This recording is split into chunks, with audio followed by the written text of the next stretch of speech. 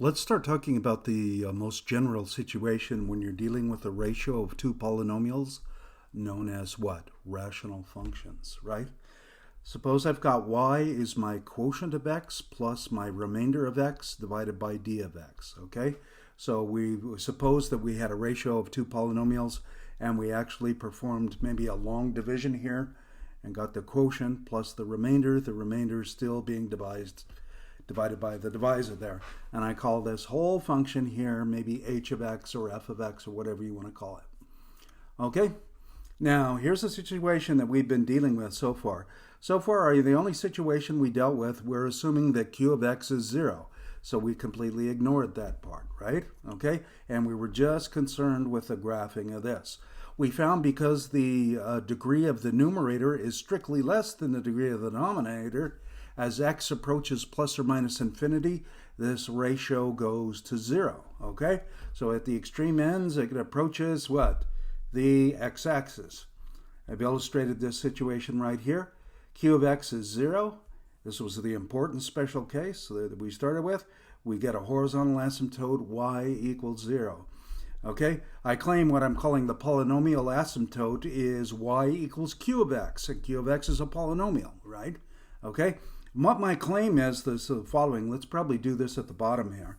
Do you see if I was to take the difference between h of x and q of x, I would actually get r of x over d of x. Now I'm going to imagine taking the absolute difference of h of x minus q of x, and that would be the absolute value of what? R of x over d of x.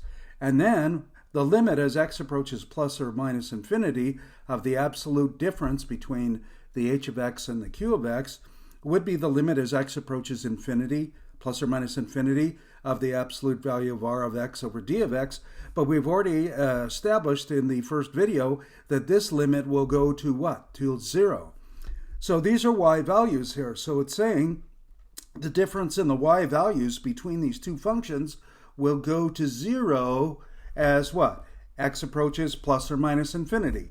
So as x is getting really large here, my function h of x, even though it's somewhat ratio of polynomials, in the long run looks just like the quotient polynomial, q of x, okay? Now let's consider another situation.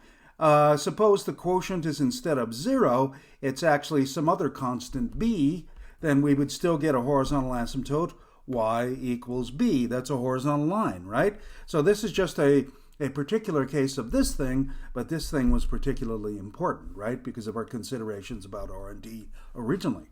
Okay, here's another situation. Suppose my quotient is mx plus b, where m is different than 0.